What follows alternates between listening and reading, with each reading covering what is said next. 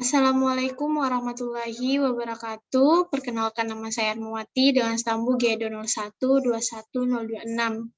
Baik, pada kesempatan kali ini saya akan membahas tentang korupsi, di mana untuk memenuhi tugas mata kuliah pendidikan karakter dan anti korupsi.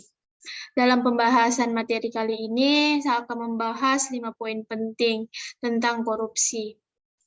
Sebelum itu, kita harus tahu dulu apa itu korupsi. Definisi dari korupsi itu sendiri, korupsi berasal dari kata Latin corrupti atau corruptus, yang berarti kerusakan, keburukan, kebejatan, ketidakjujuran, dapat disuap, dan tidak bermoral kesucian. Kata ini kemudian muncul dalam bahasa Inggris dan Perancis, yaitu corruption, yang berarti menyalahgunakan wewenang untuk menyuntungkan dirinya sendiri. Sementara menurut Kamus Lengkap Webster Tierney International Dictionary, pengertian korupsi adalah ajakan dari seorang pejabat politik dengan pertimbangan yang tidak semestinya, misalnya suap untuk melakukan pelanggaran tugasnya. Baik, selanjutnya kita masuk pada 5 poin penting. Poin pertama adalah hakikat korupsi. Hakikat korupsi adalah bentuk perilaku menyimpang yang terjadi pada orang-orang yang mempunyai kedudukan atau memegang jabatan publik, serta pelakunya dapat dipastikan merupakan pribadi yang punya latar belakang pendidikan yang tinggi dan berasal dari lapisan sosial menengah ke atas. Poin kedua, jenis-jenis korupsi. Di jenis-jenis korupsi ini terbagi atas 5. Yang pertama, penyuapan. Penyuapan adalah pembayaran dalam bentuk uang atau sejenisnya yang diberikan atau diambil dalam hubungan korupsi. Yang kedua, penggelapan. Penggelapan atau pencurian merupakan tindak kejahatan menggelapkan atau mencuri uang rakyat yang dilakukan oleh pegawai pemerintah, pegawai sektor swasta, atau aparat birokrasi. Yang ketiga, penipuan. Penipuan dapat didefinisikan sebagai kejahatan ekonomi berwujud kebohongan, penipuan, dan perilaku tidak jujur. Yang keempat, pemerasan.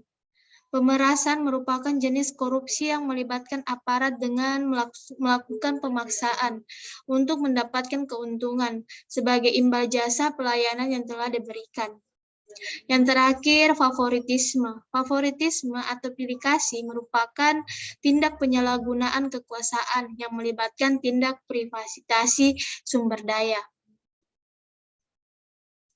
Poin ketiga, dampak dari korupsi. Dampak korupsi terbagi menjadi 6 bidang.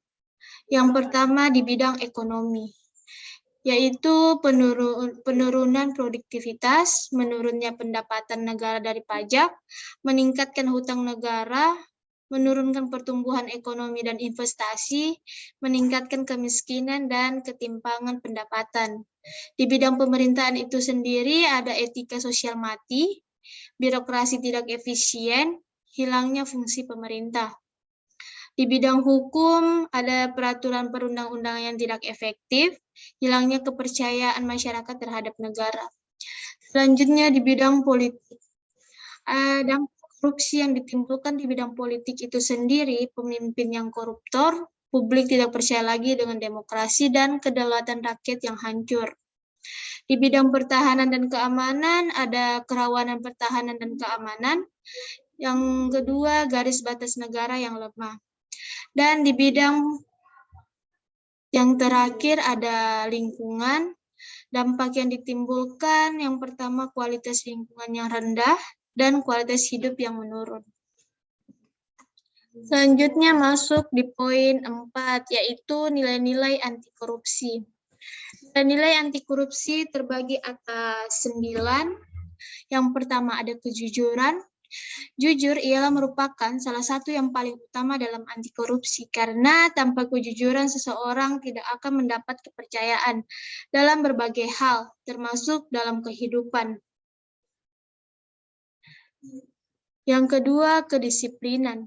Kedisiplinan memiliki dampak yang sama dengan nilai-nilai anti korupsi lainnya, yaitu dapat menumbuhkan kepercayaan dari orang lain dalam berbagai hal. Kedisiplinan dapat diwujudkan dengan cara kemampuan mengatur waktu dengan baik, kepatuhan kepada seluruh peraturan dan ketentuan yang berlaku, dan sebagainya. Selanjutnya, kepedulian.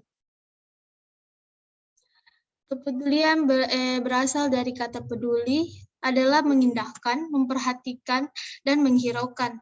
Rasa kepedulian dapat dilakukan terhadap lingkungan sekitar dan berbagai hal yang berkembang di dalamnya.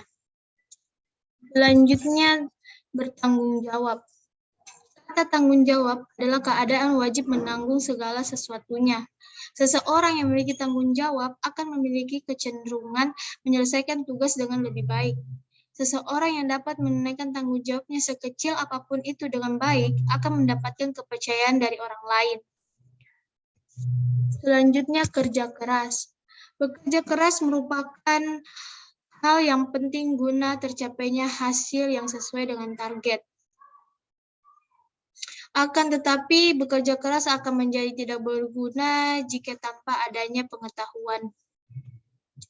Selanjutnya, kemandirian.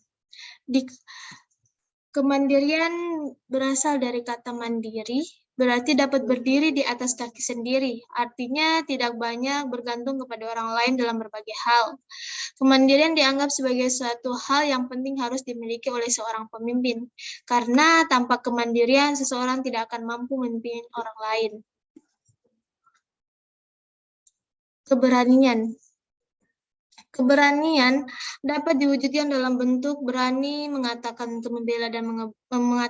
dan membela kebenaran, berani mengakui kesalahan, berani bertanggung jawab, dan sebagainya. Keberanian sangat diperlukan untuk mencapai kesuksesan, dan keberanian akan semakin matang jika diiringi dengan keyakinan. Dan yang terakhir, keadilan. Berdasarkan adanya adil adalah sama berat, tidak berat sebelah dan tidak memihak. Keadilan dari sudut pandang bangsa Indonesia disebut juga keadilan sosial. Secara jelas dicantumkan dalam Pancasila, Sila kedua dan Sila kelima, serta Undang-Undang Dasar 1945, keadilan adalah penilaian dengan memberikan kepada siapapun dengan apa yang menjadi haknya, yakni dengan bertindak profesional dan tidak melanggar hukum. Baik, masuk pada poin kelima, yang terakhir, Komisi Anti Korupsi. Komisi Anti Korupsi di sini KPK, Komisi Pemberantasan Korupsi. Terbagi atas 3 poin. Di sini ada definisi KPK, Komisi Pemberantasan Korupsi adalah lembaga negara yang dibentuk dengan tujuan meningkatkan daya guna dan hasil guna terhadap upaya pemberantasan tindak pidana korupsi. KPK bersifat independen dan bebas dari pengaruh kekuasaan manapun dalam melaksanakan tugas dan wewenangnya. Lembaga ini berdiri sesuai dengan Undang-Undang Republik Indonesia Nomor 30 Tahun 2002 tentang Komisi Pemberantasan Tindak Pidana Korupsi. KPK bertanggung jawab kepada publik dan menyampaikan laporan secara terbuka serta berkala kepada Presiden, DPR, dan BPK. Poin kedua, tugas KPK. Adapun tugas KPK yang pertama adalah tindak pencegahan sehingga tidak terjadi tindak pidana korupsi. Yang kedua, koordinasi dengan instansi yang berwenang, melaksanakan pemberantasan tindak pidana korupsi dan instansi yang bertugas melaksanakan pelayanan publik. Yang ketiga, melakukan monitor terhadap penyelenggaraan pemerintahan negara. Yang keempat, supervisi terhadap instansi yang berwenang, melaksanakan pemberantasan tindak pidana korupsi.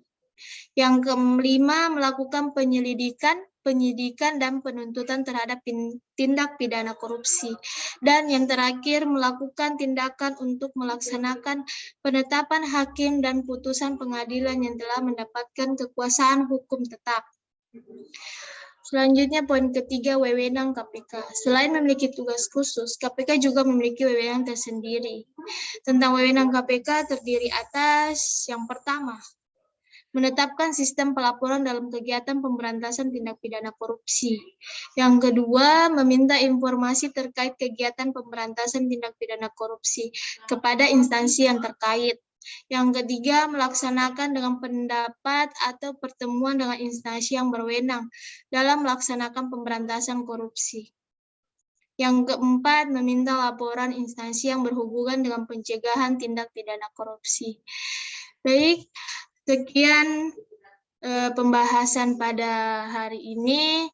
Mungkin hanya itu yang bisa saya jelaskan. Saya akhiri dengan ucapan wassalamualaikum warahmatullahi wabarakatuh.